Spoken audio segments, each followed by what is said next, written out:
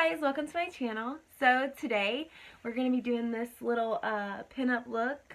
I'm also going to do a story time about how I met my husband. I've talked about him a few times in my videos, so I thought it was about time that I told you guys how we met. And showed you a little look at the same time. It's getting close to Halloween, so I figured I'd do like a little pinup look. Get you guys excited for the Halloween looks that are coming up. I'm so excited to have this channel going, and I know I'm not posting really consistently, but I am trying. We did yard work this weekend, so it's taken me a little bit to edit this video and get it up, but I am glad you guys are going to see it today, and if you want to see this look, just keep on watching. Okay, so to get started, I'm going to go ahead and I'm going to prime my face.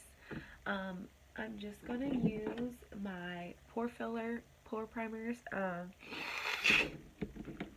So to start my story off, I'm going to start at the beginning, which is kind of like way back in the day. Let me get something to drink. I met Justin in 2013. It was the beginning of the year. I was coming out of a really, really toxic relationship. I don't want to say like one of us was bad, because I think both of us was bad together. My ex and I. We were just so young when we got together, and we were so bad for each other. I met Justin because me and my ex actually decided to go down to Tybee. I'm using the Hard Candy Sheer Envy Stick It to Your Pores and the Professional by Benefit. Anyway, so we went to Tybee, me and my ex, we went to Tybee because our other friend invited us to stay in a hotel. And we were like, you know, sure, you know, we're gonna come, we're gonna party, whatnot. I was really, really bad into partying, and like, I wasn't being the mom I should have been to my oldest at the time. Like, I was so into partying, and like, I wanted to be drinking every day. Like, it was not a good scene. It wasn't a good time for me. So like, anyway, so we went to Tybee, and if, obviously, you know, I'm from Georgia, so Tybee is kind of like the beach to go to unless you want to drive to South Carolina to go to Hilton Head. We go down to Tybee, we get there, and of course everybody's like, well, actually no, rewind. We go to our friend's house, because we were actually meeting up with my best friend, and Justin was actually with my best friend at the time. I didn't know him, but I knew my friend, and I was like, you know, if he's a good judge character, so like, if he likes him, then, you know, I'm probably gonna like him. Well, so they get in their car, we get in our car, and they follow us to Tybee, and like the whole time, it was like scary, because we thought that they were gonna like wreck into the back of us, because like Justin was driving so reckless. And so like, the whole time I'm like looking back, hoping that they don't wreck into us. So anyway, we get to Tybee, and like, everybody at the hotel and on the beach is already like completely drunk, and acting a fool, obviously. So we all start, you know, go down. Everybody walks down to the beach from the hotel. The hotel's like on the beach, and we walk down to the beach, and you know, of course, we're hanging out, drinking, and all that stuff. Well, some big fight breaks out. Not like, I mean, with with the friend who originally invited us to the beach. It was his hotel room. He got in a fight, and like, him and his friend, or actually it was his cousin. So like, they're all fighting in the sand and stuff, and I'm just like, what is going on? Meanwhile, my boyfriend at the time, or well, we weren't together, but like, it's my ex. He was my ex. Like, he's the one I went to the beach with. He was out playing cornhole, and then my friend who invited me, my best friend at the time, he was right there with me, and we were all sitting in kind of like a circle, and we were drinking and stuff, and Justin was talking to me, and I don't remember exactly what I was saying, but he kept saying, you know, if you and your man break up, call me, like, over and over. And not even like 10 minutes later, he was like making out with some girl like on the beach, and I was like, dude, your friend was just telling me to call him, and he's out there making out with this girl. So I was like, ew. I was turned off. I was like, that's disgusting. Like, nah. But then my friend was like, he was meaning to meet up with her here. Like, that's who he was meeting. Or he was meeting up with somebody there. I don't know if it was that girl. So I was like, okay, this boy's a player. Like, I wrote him off. I was like, nah, like, I'm not trying to be in all that. I already had enough drama in my life. Well, as the day went on and like as the night went on, we all started like pairing off and going to the hotel and stuff, and going to get more alcohol. And so we all get to the hotel room and everybody's drinking, and my ex, his sister, ends up showing up with a bunch of her military buddies. And the whole time, we're all in the hotel room. So Justin is like super sunburnt because he had been on the beach for a few days. Like, they had been coming and going on the beach for a few days. And so he's like burnt and he's miserable. And I was sitting at end of one of the hotel beds, on a cooler, like all the way at the end against the wall. And Justin was like at the end of this one bed. And like I kept catching him look at me. Like, I would look up and he'd be looking at me, and I was like, what are you looking at, dude? And like the girl that he had been making out with on the beach, she was there, and she was on the bed like next to him, like trying to like get his attention, I guess. But he was so sunburnt and miserable. I'm using my Milani foundation, the 2-in-1 Conceal and Perfect. So he was so miserable, and like at that point, I don't know what it was. I guess because he looked so cute, because he was like so sunburned, so miserable, and you knew he was like fed up with that girl. Like, she kept trying to get his attention, and he was just like, dude, like, leave me alone. And so like I kept saying, are you okay? Like, are you okay? And he was like, I'm fine. I'm just burnt and I'm drunk. He was like, I want to go home. I was like, well, then why don't you leave? He was like, because I can't drive. And I was like, duh, like, I'm stupid. And he ended up laying down on the bed, because a lot of people ended up going down to like, there's this like little bar on the beach. So Justin ended up laying down. My friend ended up laying down on the bed too. He was tired. And so it was just like a few of us in there for a little while. Another one of our friends was in there. My ex actually left the hotel room. I don't remember where he went. I think he went down to the bar with the other people.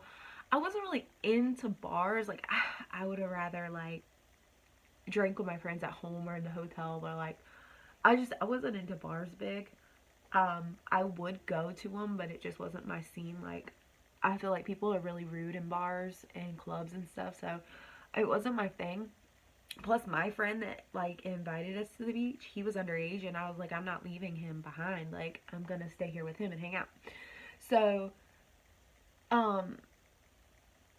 don't drink underage. That is not my cue to let anybody say drink underage. Don't. I was a mama bear. I took care of my friends. Any of my friends that were around me that were making bad decisions, I took care of them. I might have been a shit mom, but I was a good mom friend.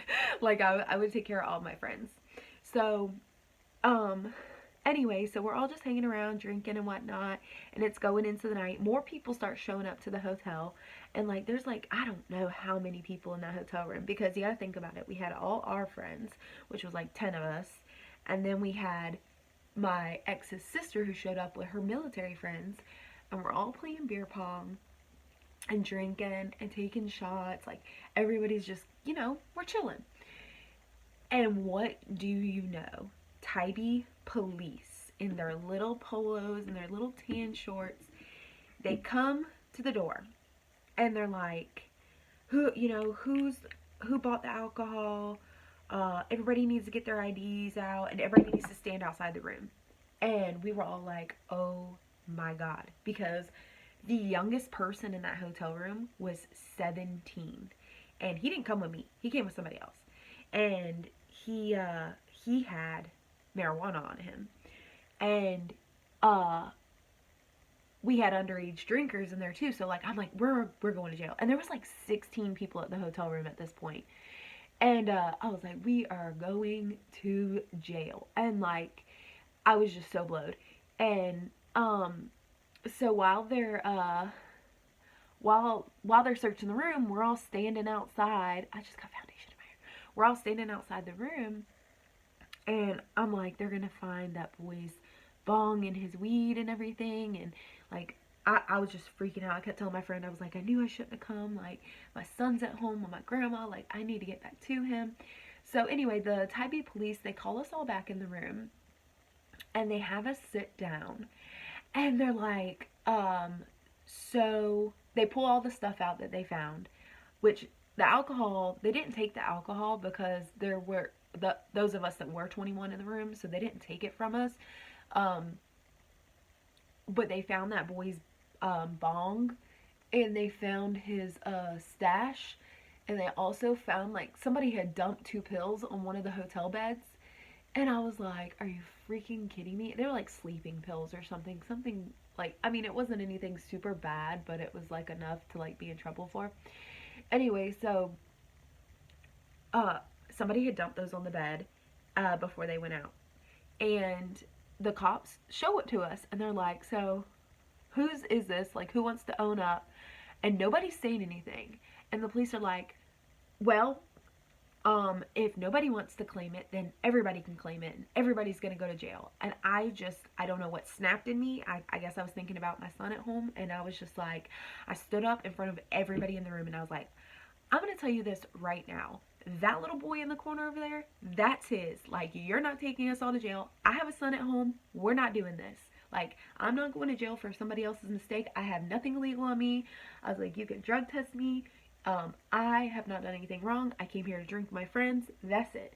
And like, everybody in the room was like, oh my God, she did not just do that. Like, nobody wanted to be the bad guy. And I was the bad guy. I did not care. So what they did was like, they took all his stuff and they called his parents to come get him.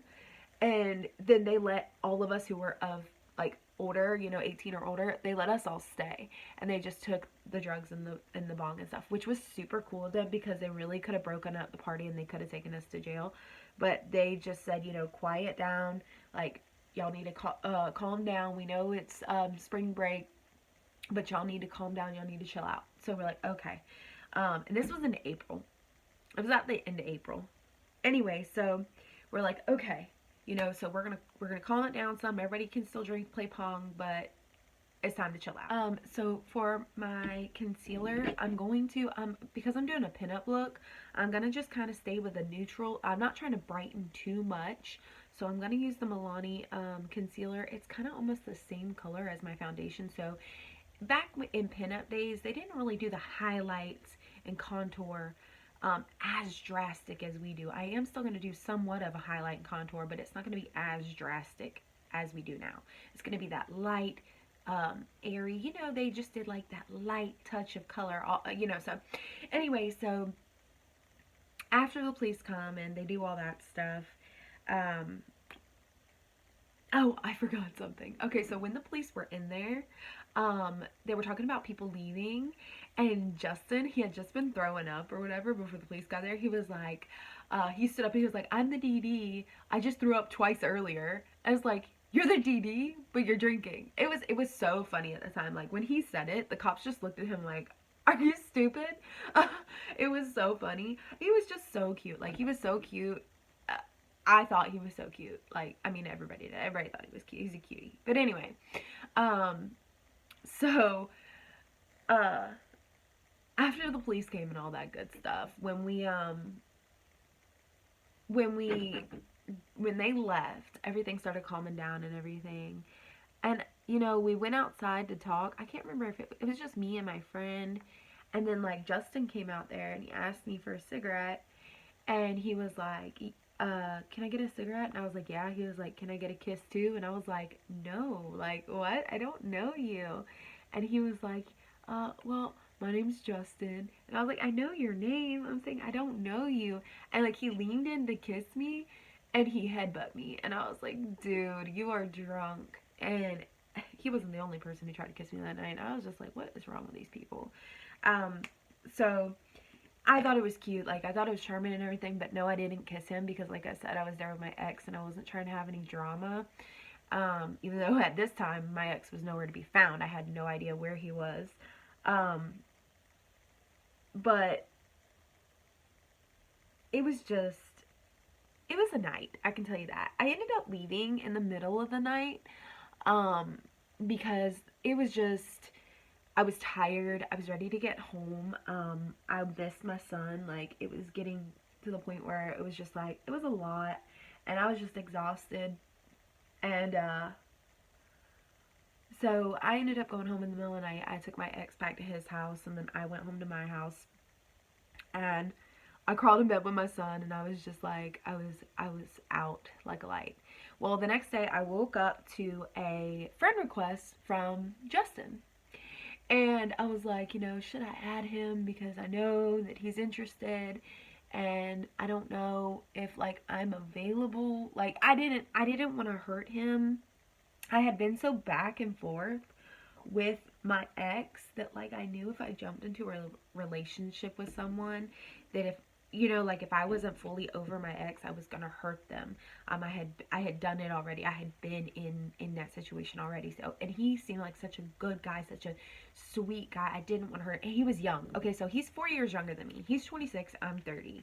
So at this point in time, he just turned 19. So 20, 21, 22, 23. I was 23 years old. He was 19. It was a little scary. I mean, I know that like requesting somebody's friendship on Facebook isn't like a will you marry me, but it's like a first step to like becoming somebody's friend. And I knew that like if I became his friend, I was gonna want to be more, because he was so cool. He was a cool guy. He was so cute. He was so sweet. I'm gonna highlight just a little bit with my Tarte Shape Tape in light, just because I want a little bit of brightness, not too much. So I ended up adding him, and he ended up messaging me and asking me how like my week was going and stuff like that, because I think at this point it was a Tuesday when he messaged me. He added me on like that Monday, and then that Tuesday he messaged me and asked me how my week was going. And at this point it actually wasn't going very good. My ex had come over, and when he came over, he left his phone that I bought him at my house. Actually, we're at my sister's house, and he left his phone. It had fallen in the couch. Well, I heard it go off, and I was like, what in the world is that? So I look in the couch, and it's his phone, and it was a girl messaging him that he was working with, because at this time he worked at Carrabba's.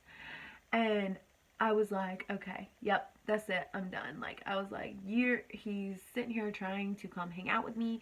He had been like asking me to get back together and like all this stuff, and I was just, I was treading the waters lightly. I was treading very lightly, because I knew our history, I knew his history, I knew how he could be, and that was kind of like the end all be all. Like, I was like, I'm done. I'm done being treated like a second best. Like, I wanted to come first. So after I saw those messages, I ended up, getting a hold of my sister, her boyfriend, and I was like, listen, bring Sean back here, get his phone, take him home. I'm done. I don't want to do this anymore. I'm over it. So my sister's boyfriend comes back. They get Sean's phone. They get whatever he had there, and they take him home. And that was kind of it. Like, I was done. So I was real upset that day. And lo and behold, Justin messaged me. I can't remember what he messaged me about. He had said something. And we were talking about that past weekend and like all the craziness, and he told me he was impressed like with how I stood up and didn't let anybody go to jail and all that stuff. And I was like, thanks. I was like, I'm really not that much of a hard ass. Like, I just, I didn't want all my friends to go to jail for no reason when it was just one person's fault. Like, that's not fair. So, and I definitely was not going to jail. I was going home with my son, especially when I didn't do anything wrong. I was going home to my son. Continuing on the story, Justin and me were talking or whatever, and I kept like throwing like innocent flirts in there. I was like, what are you doing? He was like, my mom's cooking for me right now. And I was like, he said, my mom's cooking me something to eat right now. And I was like, I can cook for you. Like, I was, flirting and stuff. And he was like, would you? Like, it was so cute and like sweet, and something I hadn't felt in a long time, like feeling wanted, like somebody actually being interested in me. You guys know me. I'm not skinny. I'm not like a supermodel, but I'm a good person, and I feel like I'm decent looking. So like him giving me that attention I had like been wanting, and like that beautiful feeling of like he actually like likes me, you know. So he and I talked a lot, and between those like next 2 days, like we texted nonstop, like nonstop. And I'm gonna use my Wet n Wild Dulce de Leche bronzer. So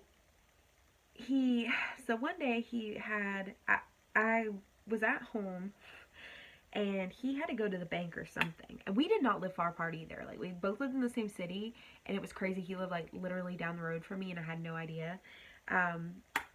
So one day he had to go to the bank, and the bank he had to go to was, like, right down the road from my house.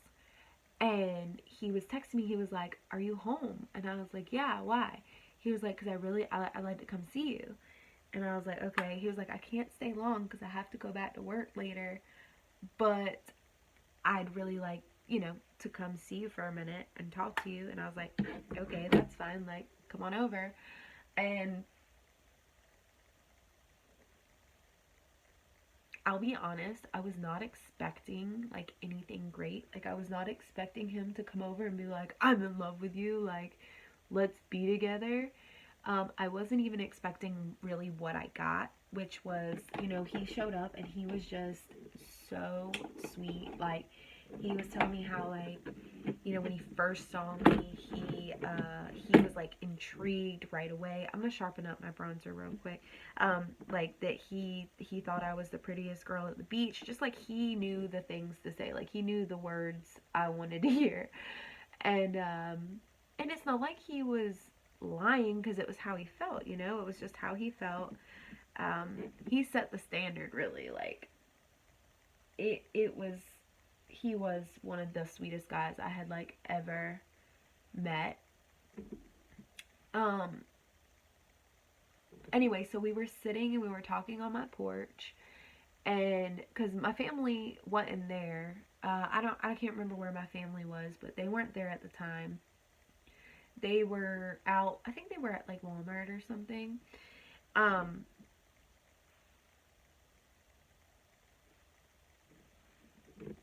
And he was like, we were sitting on my front porch, and I can't remember, I think he asked me if he could kiss me. And I was like, yeah, like, yeah, I've been waiting for you to do it.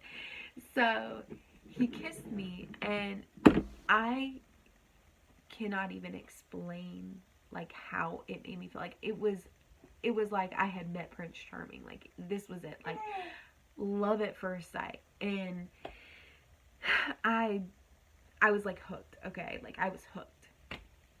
So my family ends up showing up, and he gives my sister this Eric Church CD, and like she's obsessed with him, and he leaves or whatever. And my mom's like, "He was super cute. Like, are you gonna keep talking to him? Does he have a brother?" And I was like, "Mom." But yeah, we ended up, we kept talking. He not even like a week later, he actually moved in with me.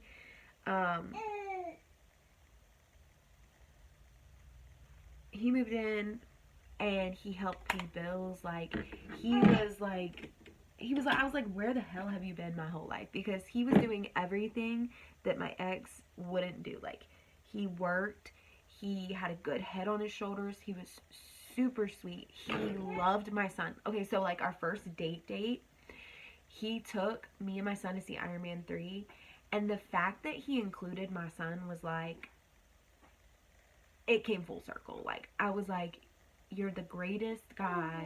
Like, you're so sweet." My daughter's waking up. I was like, "You're so sweet. You include my son. Like, this is what I've been looking for. Somebody who doesn't just want me, but they want my son too. They want a family, because it's a pre-made family when you have a kid, you know?" So yeah, so it was the beginning of the end for me, because he was it. It wasn't long, like, into us dating, like maybe a few months, and I was working at this pizza place, and my other best friend at the time, she actually helped him plan his proposal to me. He was gonna come inside the pizza place and propose to me in front of everybody, and she was like, no, no, no, don't do that. They get busy in there and they get really mad. Like, they throw pizzas and stuff. You're gonna end up with a pizza on your head. Like, don't do that. So he waited till that night. We ended up getting off work and going and drinking at the bowling alley and stuff, playing bowling. And then we ended up going home, and he walked me down the street while my best friend stayed up at the house, and he took me under like the street light, and he was like, he got down on one knee and he was like, you know, I love you. I know it hasn't been long, and I know this is probably really fast, and if I scare you, I don't mean to. And I was thinking he was gonna like tell me he was dying or something, or like break up with me. And then he got down on one knee and he was like, but Christine, I love you. Will you marry me? And I was like, yes, I will. And let me tell you, I was that girl who always said, I'm not getting married. I'm not having kids. Like, that's not the life I want. Like, I wanted to travel. I wanted to be like single. I wanted to do my own thing. Marriage also scares me because my grandparents and my parents, they've been divorced, married. Like, it looks like a revolving door to me. And when I made the commitment to marry him, I wanted to make sure like that was it. I would be done. So we're going to do some blush real quick. This is Mellow Wine by Wet n Wild. Probably my favorite blush ever.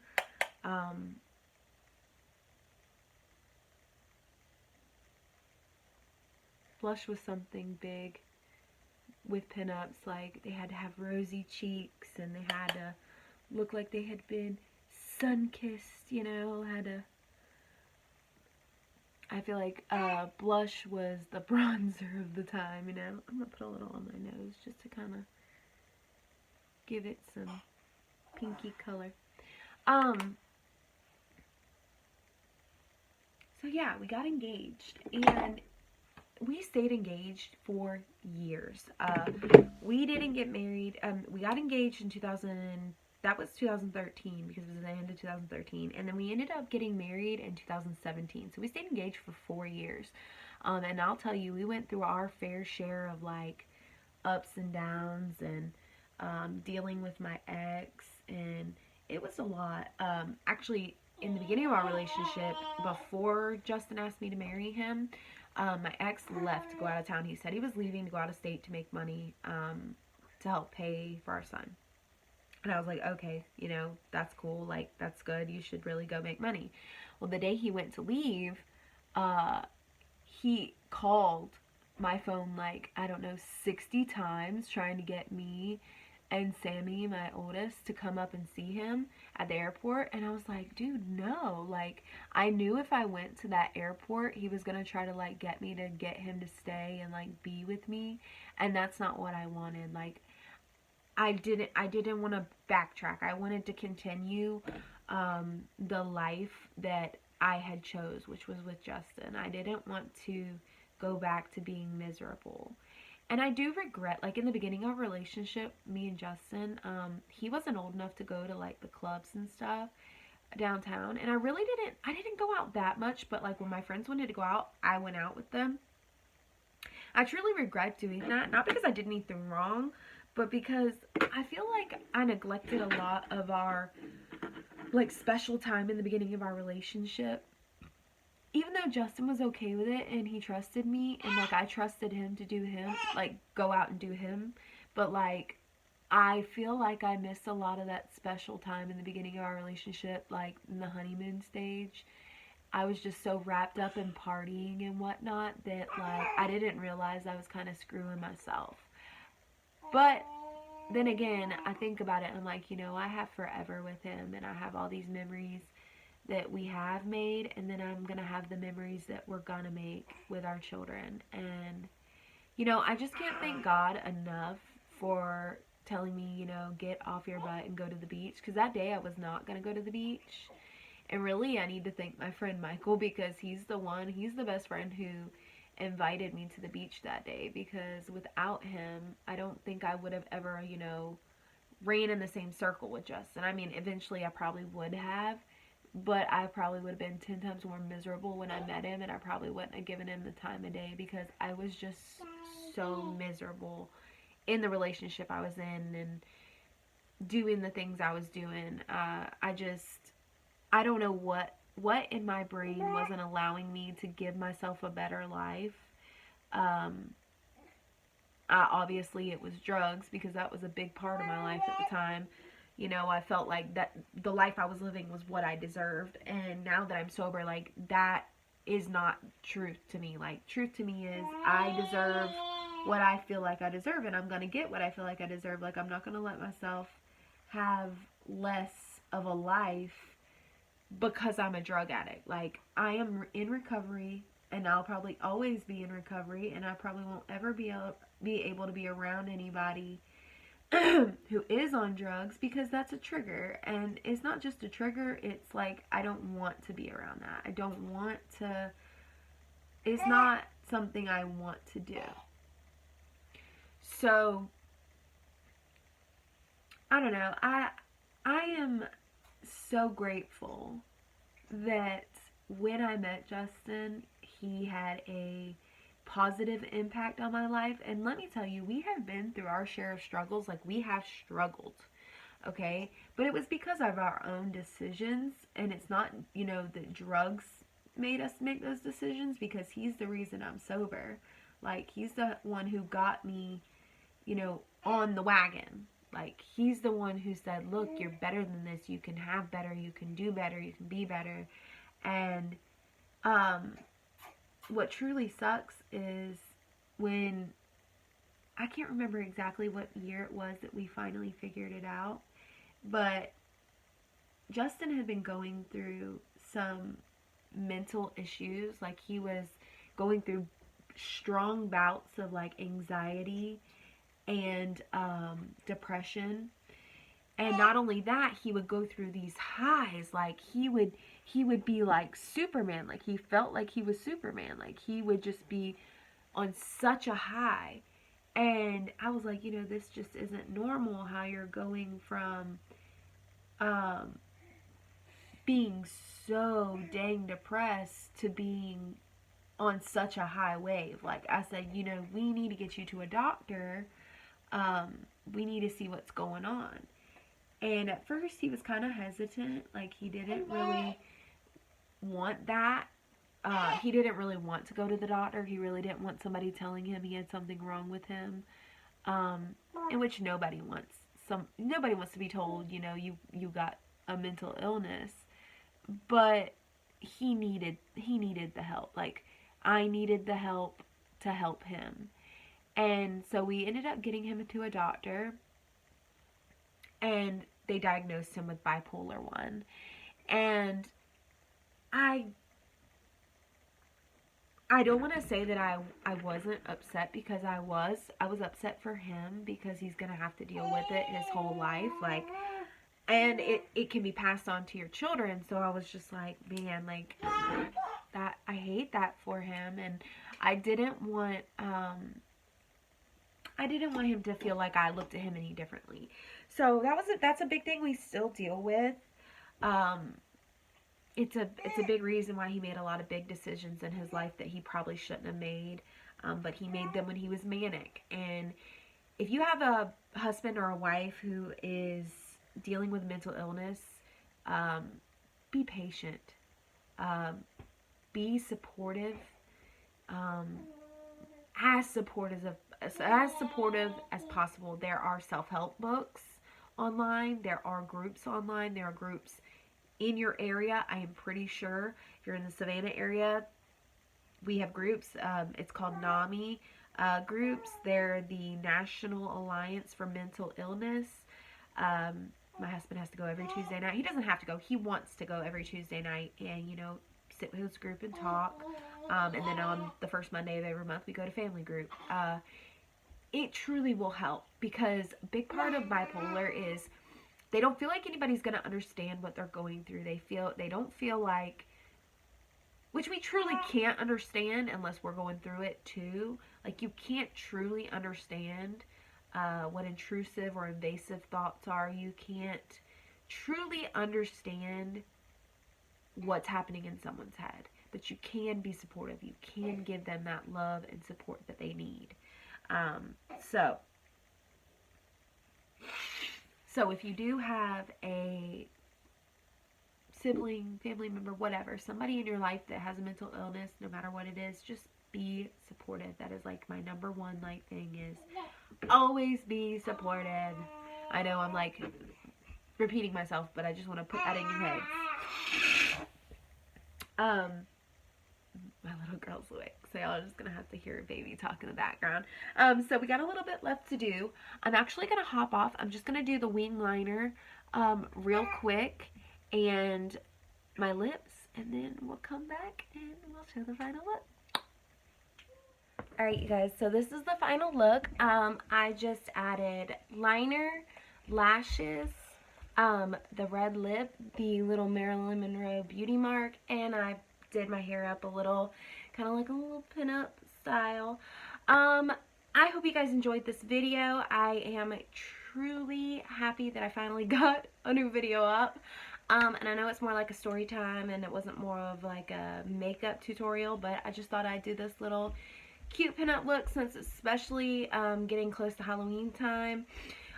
If y'all want a more in-depth tutorial, you saw me do the foundation and everything. The only thing that you guys didn't see me do was the liner and the lips. I ended up putting a little bit of highlight on, but like I said, pinup girls didn't really wear highlight. It wasn't really a big thing then. But the dewy skin has always been a big thing, so gotta love some dew. For my liner, I just used the E.L.F. This is probably one of my favorite liners. It's like a felt tip liner. I really enjoy it. I think it's a great liner.